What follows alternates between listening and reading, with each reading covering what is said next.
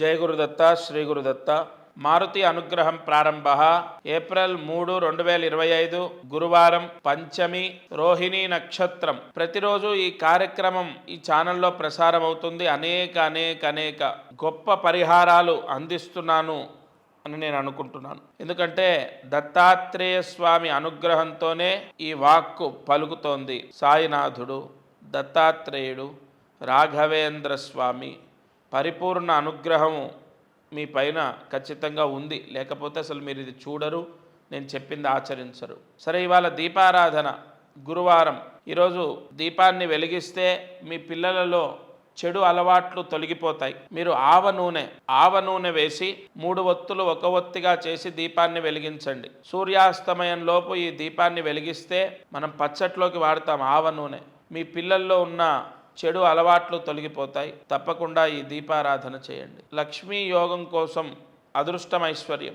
ఈరోజు రోహిణీ నక్షత్రం. ఇవాళ సూర్యాస్తమయం తర్వాత చంద్రుడిని దర్శనం చేయండి. ఇవాళ పరమ ఉచ్చ స్థితిలో ఉంటాడు చంద్రుడు. ప్రస్తుతము వృషభ రాశిలో ఉన్నాడు, గురువుతో కలిసి ఉన్నాడు. అంటే అది విశేష గజకేసరి యోగం అంటారు.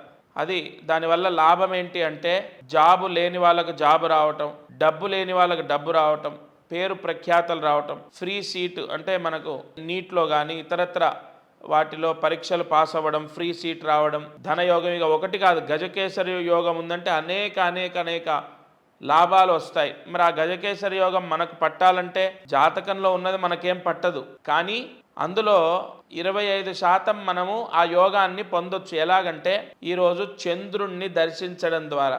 రోహిణీ 27 నక్షత్రాలు, 27 భార్యలు చంద్రుడికి.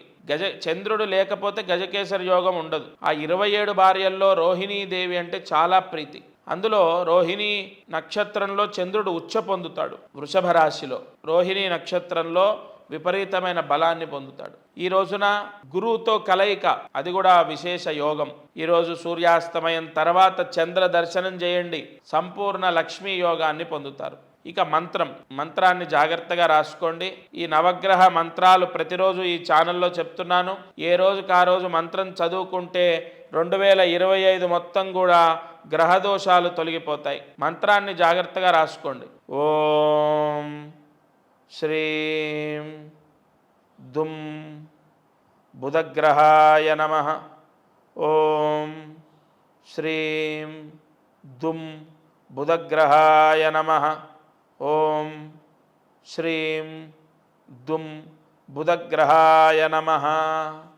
ఈ మంత్రాన్ని 10 సార్లు రాసి 108 మార్లు జపించండి. ఉదయం, మధ్యాహ్నం, సాయంత్రం లేదా రాత్రిలోపు ఈ మంత్ర జపాన్ని చేసుకోండి. నవగ్రహ దోషాల్లో బుధగ్రహ దోషం ఉంటే చదువు రాదు, తెలివితేటలు ఉండవు, లేదా పుట్టుకతోనే మందబుద్ధితో పుట్టడం, లేదా వ్యాపారంలో నష్టాలు, వృత్తి వ్యాపారాల్లో కలిసి రాకపోవడం, స్థిరమైన ఉద్యోగం లేకపోవడం, ఇలాంటి సమస్యలు ఎదుర్కొంటాం. ఆ దోషాలన్నీ కూడా బుధగ్రహ దోషం వల్లే వస్తుంది.